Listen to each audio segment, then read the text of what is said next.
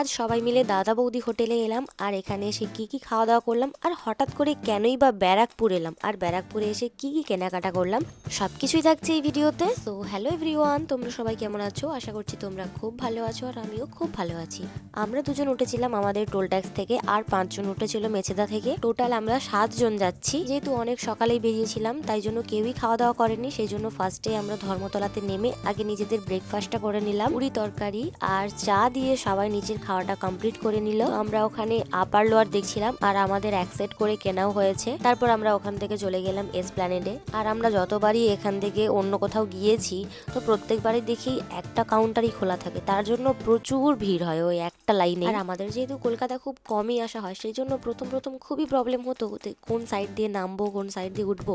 But আমি এতবার এখান থেকে পূর্ত ভবন গিয়েছি না, আমার রাস্তা একেবারে কণ্ঠস্থ মুখস্থ হয়ে গিয়েছে। আর আমরা এখন এসেছি শিয়ালদাতে। আর জানো তো, শিয়ালদার এই যে জায়গাটা না খুব সুন্দর লেগেছে, মানে এত সুন্দর দেখতে লাগছে। তারপর তো আমরা শিয়ালদা স্টেশনে গিয়ে যে যার মতো আলাদা হয়ে গিয়েছি। আমরা 5 জন এক জায়গাতেই ছিলাম, আর 2 জন দুদিকে, একজন এটিএম এ গিয়েছে আর একজন টিকিট কাটতে গিয়েছিল। তারপর ওখান থেকে ট্রেন ধরে আমরা চলে এলাম এখন ব্যারাকপুরে। আর যেহেতু একটু বেলা হয়ে গিয়েছিল, সেই জন্য খুবই গরম লাগছিল, সেই জন্য আমরা স্টেশনে এসে সবাই এখন শসা খাচ্ছিলাম। আমরা আসলে এসেছিলাম এখানে ডিএমএস কিনতে, আর এই যে দোকানটাতে লাস্টে এত প্রবলেম হয়ে গেছে, মানে সেটা ধারণার বাইরে। দেখো, হয়তো আমাদের এখানেও পাওয়া যাবে, কিন্তু কি ওখানে ওই সবেরই মার্কেট, আর ওখানে রেটও অনেক কম, আর কোয়ালিটিও ভালো হবে। এই দোকানে আমাদের 4 জনের পায়ের সাইজ হয়ে গেছে, আরেকজনের পায়ের সাইজ হয়নি, সেই জন্য অন্য একটা দোকান থেকে কিনেছিল।